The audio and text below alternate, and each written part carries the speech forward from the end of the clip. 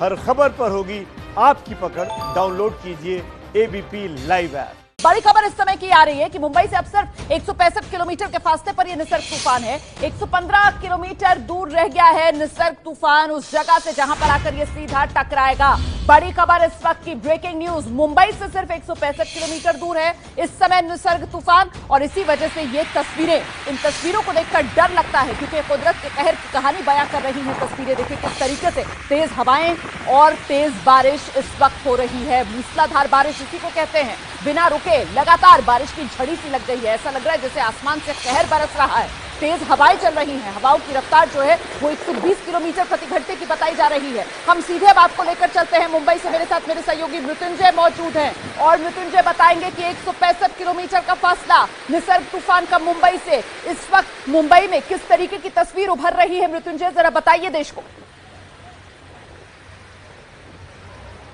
बिल्कुल रोमाना, 165 किलोमीटर दूर चक्रवाती तूफान निसर्ग और उसका प्रभाव मुंबई के समुद्री किनारों पर, पूरे मुंबई पर लगातार बारिश हो रही है। बारिश तेजी से बढ़ रही है। ये जो मैं तस्वीर दिखा रहा हूँ ये दिखा रहा है किस प्रकार से लोगों को शिफ्ट किया जा रहा है। ये मुंबई के वर्सोवा इलाके की तस्वीर है और ये आप देखिए छज्जे के नीचे महिलाएं, छोटे छोटे बच्चे, इन सभी को शिफ्ट किया जा रहा है। और शिफ्ट करने के लिए ये देखिए कुछ बच्चे रोते हुए अभी आपको नजर आ जाएंगे क्योंकि वो डर रहे हैं कि आखिरकार हो क्या रहा है। और इन सभी को शिफ्ट किया जा रहा है। देखिए बेस्ट की बस, और बेस्ट की बस में इन सभी को भरकर नजदीक में जो स्कूल है, सेंट एंटोनी स्कूल है, वहां पर शिफ्ट किया जा रहा है। अभी पहले ही 2-3 बसें चली जा चुकी हैं, ये चौथी बस है। और देखिए बसों में किस प्रकार से परिवार के लोगों को ले जाया जा रहा है। बच्चे हैं, महिलाएं हैं। बिल्कुल 165 किलोमीटर दूर है चक्रवाती तूफान निसर्ग और उसका प्रभाव मुंबई और जो समुद्री तट के इलाके वहां पर दिखने लगा है। बारिश रुक रुक कर तेज हो रही है, समुद्र में ऊंची लहरें उठ रही हैं। 10:15 बजे के करीब मुंबई के समुद्री तट पे 4.62 मीटर की ऊंची लहरें देखने को मिली। इस बीच जो समुद्री किनारों पर रहने वाले लोग हैं उन सभी को निकाल कर शिफ्ट किया जा रहा है। तो आप देख सकते हैं महिलाएं, बुजुर्ग महिलाएं हैं। ये मूलतः ये मछुआरे हैं। जी मृत्युंजय, मेरे मन में एक और सवाल है कि साहब 165 किलोमीटर दूर इस वक्त निसर्ग जो है वो मुंबई से है और ऐसे में अभी हम देख रहे हैं लोगों को शिफ्ट किया जा रहा है। क्या कोरोना के चलते निसर्ग से निपटने की तैयारियों में कुछ देरी हो गई क्या? बिल्कुल आपने सही कहा कि कोरोना संकट को तो हम भूल नहीं सकते और मुंबई और महाराष्ट्र की स्थिति से पूरी दुनिया वाकिफ है। लेकिन इस समय जो सामने चुनौती है और सामने कहर है वो है निसर्ग, जो कि 165 किलोमीटर की दूरी पे, यानी मानकर चलिए 5 से 6 घंटे बाद मूसलाधार बारिश और तेज हवाएं और कहीं न कहीं आफत आएगी उन पर जो झुग्गी झोपड़ी में समुद्र के किनारे रहते हैं। ऐसे पर कुछ समय के लिए हम मानकर यही देख रहे हैं तस्वीरें कि कोरोना के लिए जो सावधानी बरतनी है, लोग मास्क लगाए हुए हैं।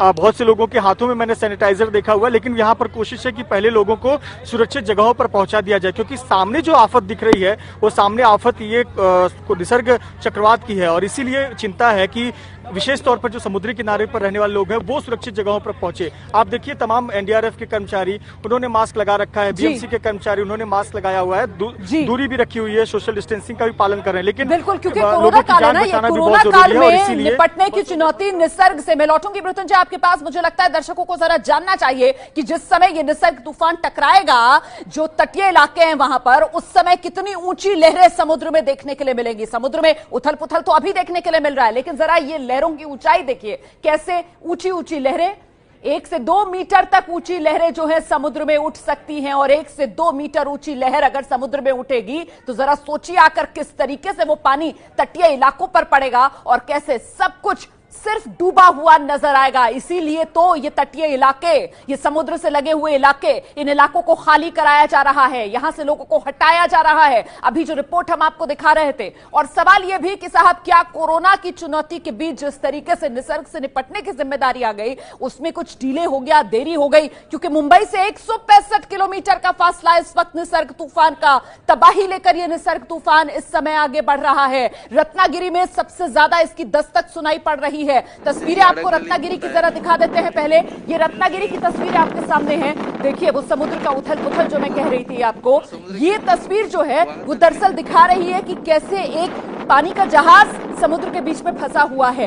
हालांकि पहले ही सबको अलर्ट कर दिया गया था, मछुआरों को ताकीद कर दी गई थी कि समुद्र के पास भी नहीं भटकना है। आखिरकार ये जहाज किस तरीके से समुद्र के बीच में इस समय फंसा हुआ है, इस पर हम अपडेट भी लेंगे। लेकिन पहले देखिए लहरों के बीच फंसा हुआ ये जहाज हालांकि किनारे से बहुत फासले पर नहीं है, लेकिन क्योंकि समुद्र में हलचल इतनी तेज है कि किनारा पकड़ने में जहाज को मुश्किल पेश आ रही है।